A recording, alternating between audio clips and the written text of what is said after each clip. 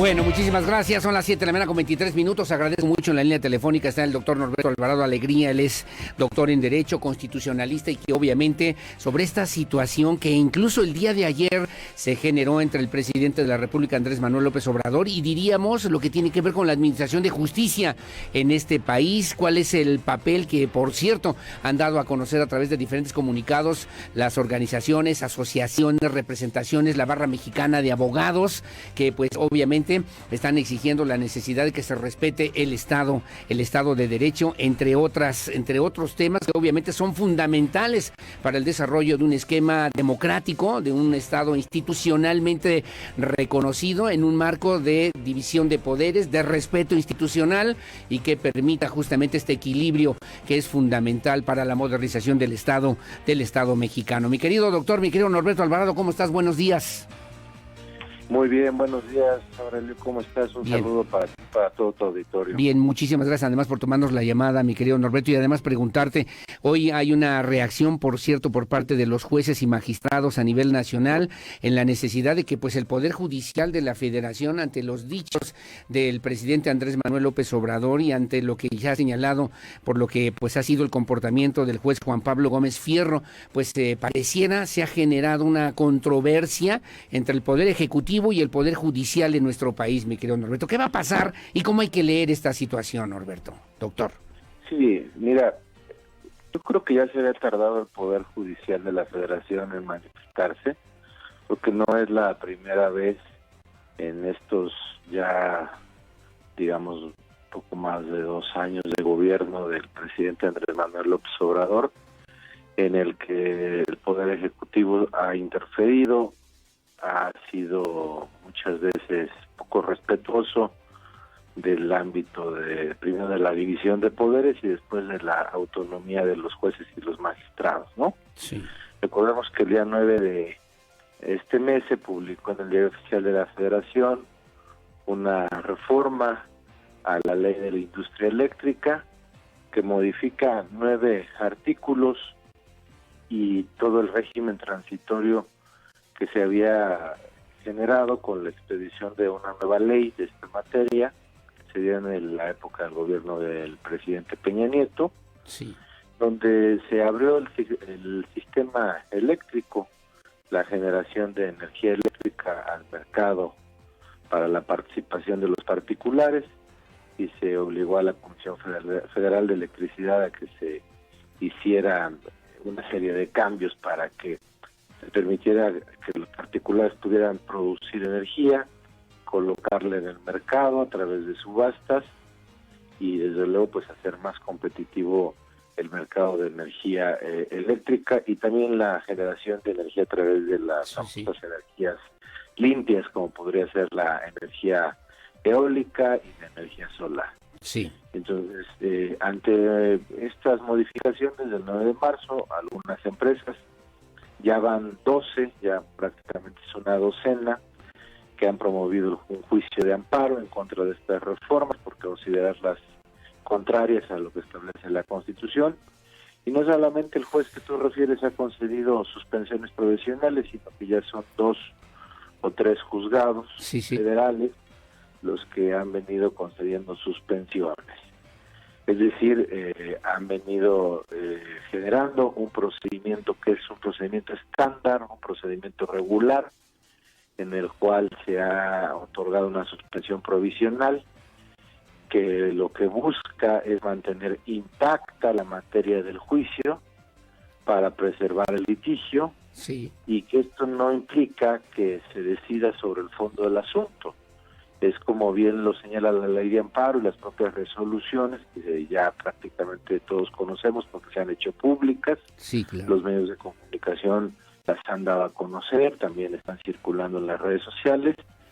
Decía yo, es una medida precautoria que lo que busca es mantener intacta la materia del juicio para que después, cuando se resuelva de fondo, pues pueda aplicarse de manera correcta la sentencia. Correcto. Entonces, es un procedimiento estándar que no viola ninguna regla, al contrario, es obligación del juez concederla a favor del quejoso en un juicio de amparo, siempre y cuando se cumplan algunos requisitos, que lo solicite el quejoso, que no se siga un perjuicio en contra del interés público y que haya lo que la propia ley de amparo y los tratadistas o los abogados llamamos la apariencia del buen derecho, ¿no? Sí, claro. Que en este caso, pues todo esto se ha cumplido bajo la perspectiva, vuelvo a decirte, no es solo de un juez, Sí, sí. ya son tres juzgados distintos que han concedido amparos ya en una docena de casos. Correcto. Lo que aquí llama la atención es que el primer juzgado, que es efectivamente el que tú mencionas, que además es un juzgado especializado en materia de reformas, en materia más bien eléctrica y de competencia económica, que se encarga de resolver este tipo de asuntos en particular, pues concedió esta suspensión provisional con efectos generales, es decir, no solamente para aplicarse en beneficio de quien promovió, en este caso se le llama quejoso, el juicio de amparo, Sí, sí. sino en favor de todos los participantes del sistema, para evitar, como dice la propia resolución, que haya una distorsión económica y que el amparo, lejos de generar una circunstancia de protección de un derecho, fuera a generar una situación de ventaja o desventaja económica para quienes estaban promoviéndolo y para quienes no lo estaban haciendo. Correcto. Es un proceso, perdón, mi querido doctor, es un proceso meramente administrativo que establece la suspensión, pero que no modifica, como bien señalabas, el fondo de lo que obviamente tendría que ver con esta ley de la energía eléctrica, por lo menos que ha promovido el mismo presidente López Obrador. Claro. Mira, más que administrativo es, digamos, un proceso judicial. Judicial, sí. Yo lo llamaría, es un mecanismo, es un proceso estándar, que es regular, que se da en los miles de casos de amparo que se promueven anualmente en este país en contra de distintos actos administrativos o en contra de distintas leyes, cuando los quejosos las consideran inconstitucionales. Uh-huh. Entonces no hay aquí una actuación irregular, no hay ninguna circunstancia que pudiéramos llamar de corrupción o algún hecho que pudiéramos calificar de mala actuación por parte del Poder Judicial de la Federación. Me parece que por primera vez, ya en casi 2 años, el Poder Judicial de la Federación está actuando de manera correcta, porque había sido muy timorato, había sido muy precavido en no quererse confrontar con el presidente López Obrador. Sí. Pero bueno, ya, si recuerdas, hace un par de semanas platicábamos de cómo el presidente López Obrador había tratado de intimidar a todos los abogados que prácticamente nos dedicamos a defender los intereses de nuestros clientes, al señalarnos como traidores a la patria, si es que osábamos ejercer de manera libre nuestra profesión, pues cuando esa es nuestra propia naturaleza, ¿no? Sí, entonces sí, era algo que estaba muy cantado. El presidente López Obrador no le gusta que lo contradigan, y mucho menos tampoco le gusta que se ejerzan actos jurídicos que además están establecidos en la ley, y que a mí me preocupa mucho, porque el presidente tiene 2 figuras primordiales que conocen perfectamente que esto es algo muy regular y que además es parte de la vida democrática del Estado, de la división de poderes, de los contrapesos que existen. Tiene una secretaria de Gobernación que, si recordemos, fue ministra de la Corte, y tiene un consejero jurídico que lo representa y que además tienen la obligación de conocer, saben que así son estos procedimientos, y que pues parece que el presidente habla más por berrinche, por desconocimiento. Eso es lo peligroso. Es muy peligroso. Eso es lo peligroso y lo que llama la atención, mi querido doctor, ¿no? Porque pareciera que no solamente se ha incurrido en una falta de respeto, hablaba el presidente incluso que iba a mandar una carta, que ya envió, por cierto, al presidente ministro de la Suprema Corte de Justicia, Arturo Saldívar Lelo de la Rea, donde le pide que revise la actuación del juez, y pareciera que de repente hay una cierta, yo lo veo de esa manera, te pregunto, que tú eres el que sabe y el experto en la materia, una cierta invasión de lo que tendrían que ver con las funciones básicas indispensables del Poder Judicial en este país, ¿sí o no, Norberto Alvarado? Por supuesto que sí, digo, hay que afirmarlo de manera categórica, porque no se trata de enviar una simple carta que, como bien lo dices, la recibió el presidente Lelo Saldívar de la REA, Sí. y que además ya la contestó, y me parece a mí que de manera incorrecta, porque al final del día lo que el presidente tendría que haber hecho a través de su consejero jurídico era presentar un recurso de queja en contra de la actuación del juez, si es que en realidad hay elementos jurídicos y técnicos que se considere que violaron el procedimiento para el otorgamiento de esta suspensión provisional, que vuelvo a decir, es una medida cautelar que no resuelve ni siquiera sobre el fondo del asunto. Solamente dice, a ver, dejemos por un momento las cosas como están, no las toquemos, Sí. para preservar la materia del juicio. Y así dice la propia resolución, dice, no se apliquen de manera general las reformas a 9 artículos y el régimen transitorio de la ley de la industria eléctrica, porque parece ser que resultan inconstitucionales, primero porque se viola la libertad o la libre competencia económica, perdón. Segundo, se viola una serie de pactos internacionales que tiene el Estado mexicano con la protección del medio ambiente y la producción de energías eléctricas. Y tercero, se viola el libre acceso a la transmisión de la energía eléctrica que se produce por los particulares, y que además ya hay una serie de derechos adquiridos generados en el régimen transitorio de la reforma eléctrica de la época del presidente Peña Nieto. Y el hecho de que se haya dictado o se haya expedido en la época de que Peña Nieto fue presidente no lo hace ni buena ni mala.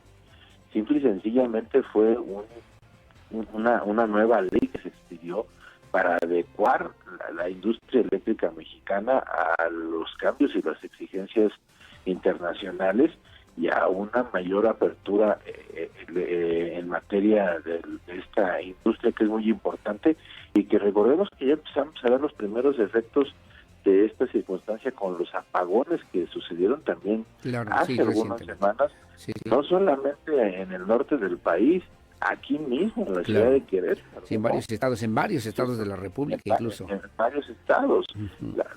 Por un lado tenemos esta circunstancia, y también por el otro lado tenemos, fíjate, yo platicaba hace una semana aproximadamente con un directivo de la Comisión Federal de Electricidad que no está involucrado con la 4T, pero sin embargo trabaja desde hace muchos años ahí a nivel técnico. Sí. Y lo que decía es que la CFE hoy tiene un grave problema, porque la producción de este tipo de energías tiene dos puntos que habría que analizar, y que me parece que eso fue el error del Poder Ejecutivo y del Poder Legislativo, el no haber analizado a fondo con los participantes del mercado y con la propia Comisión. Dice la CFE, desde el punto de vista técnico, no desde el punto de vista político ni legal, que la producción de energías genera por parte de los particulares, genera una gran problemática por la transmisión que se conoce como porteo.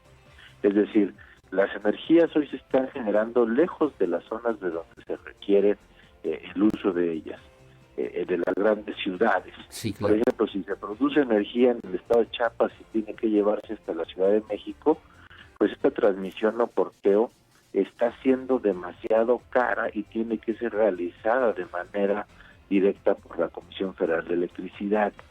Entonces ahí está el primer problema.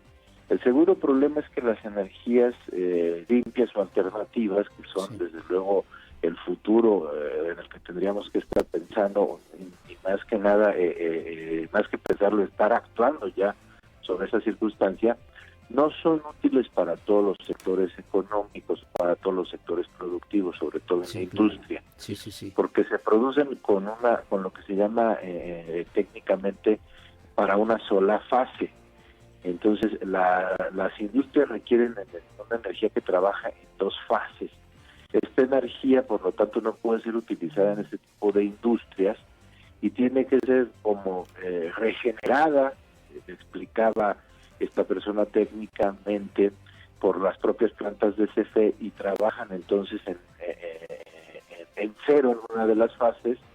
Claro. Y esto hace que sea el doble de cara para CFE en el impacto que tiene.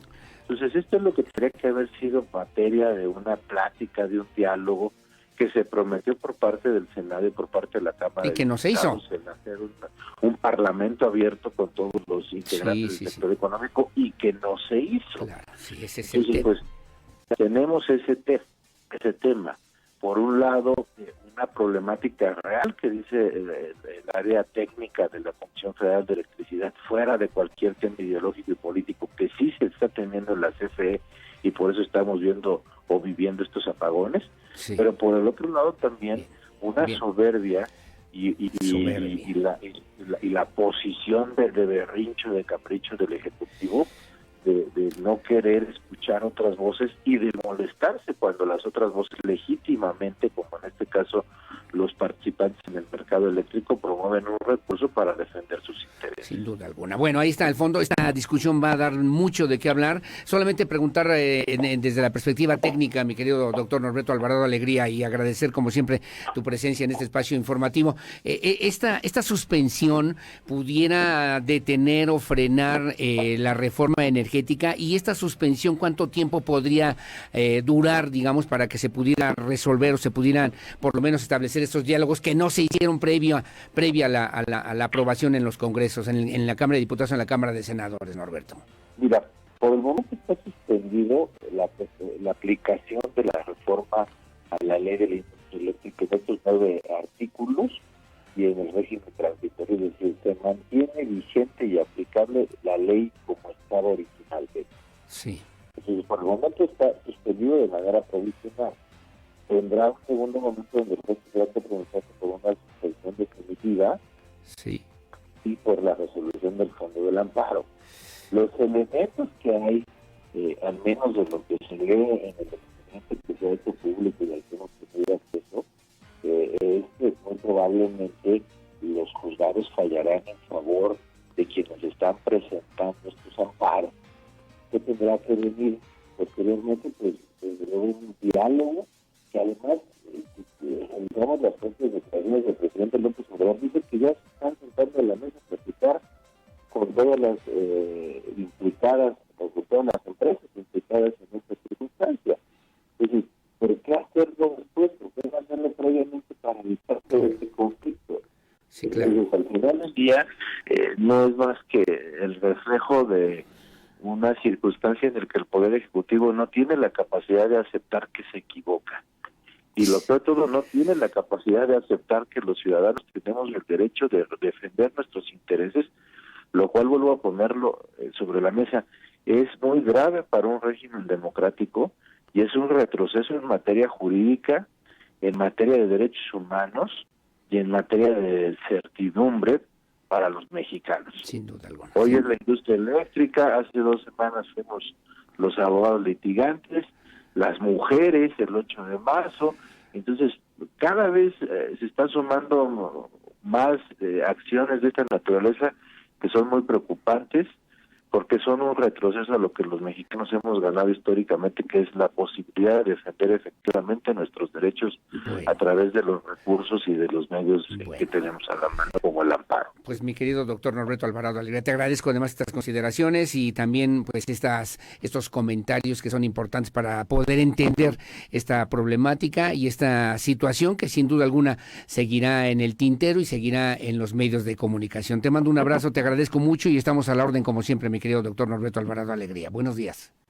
Muchas gracias, buenos días, un saludo nuevamente para todo tu auditorio. Como siempre, muy amable, gracias. Es el doctor Norberto Alvarado Alegría, experto, doctor en Derecho y además constitucionalista, hablando de este tema que me parece además importante, entre estos desafíos, ¿no? Entre el Poder Judicial, cómo se tiene que actualizar y cómo tiene que operar y trabajar en función de lo que obviamente tiene que ver con un Estado social, democrático, representativo y de derecho, y por otro lado, un Poder Ejecutivo que también tiene que ser respetuoso de esos equilibrios y de esas además esa división de poderes que nos marcaría en un esquema estrictamente democrático que requiere nuestro país. Veremos qué pasa en esta relación con el presidente Andrés Manuel López Obrador. 7 de la mañana con 42 minutos, hacemos la pausa, regreso para platicar con Guillermo Tamborrell Suárez de la Comisión Estatal contra las Adicciones a propósito de la bien reciente aprobación de la cannabis a nivel nacional. Pausa y volvemos.